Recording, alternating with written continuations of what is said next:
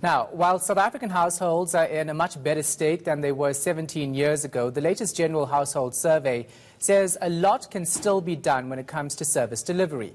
Informal settlements are on the rise, making it a challenge to deliver basic services to some areas. Our reporter Liranzu Temba is following the story for us. She joins us now live from our Pretoria studio. Liranzu, South African households have better access to basic services compared to 17 years ago.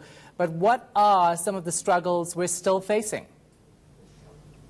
Well, let's just start from land ownership, Shahan. It's seemingly land ownership is not really increasing according to these numbers. Under 3% of South Africans are in possession of land.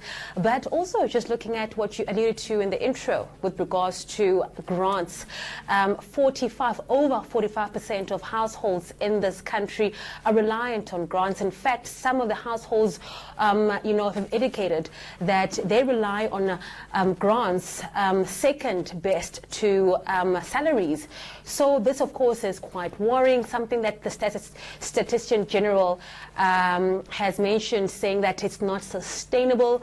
But also just looking at medical aid as well. We know that now 17% of South Africans actually have access to a medical aid or something similar, and mostly are dependent on public healthcare service.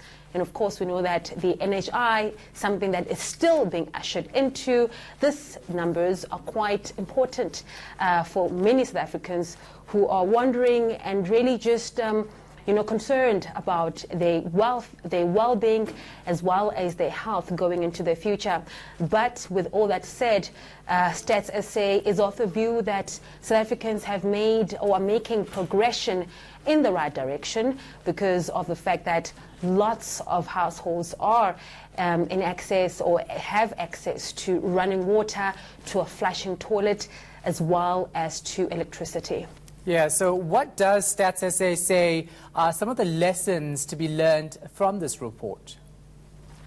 Well, we know that this report is not just for government, but also for policymakers, for anyone, academics, academia, anyone who really has an interest in trying to build a better South Africa. But Stats SA say that government has to look at these numbers very closely to ensure that it's not just about access to these very basic services, but how to move on from it. I mean, just speaking to the Statistician General, telling me how many households, even though they are getting the water, the electricity and the flushing toilets, some of them are really refusing to pay for these services because they are inconsistent. Let's take a look and take a listen to what Stats SA has to say about the functionality of some of these provisions of services. I think the challenge that we are facing now as South Africa is not so much focusing on access and broadening access from now onwards, but it's really to improve functionality and the quality of the services that are delivered.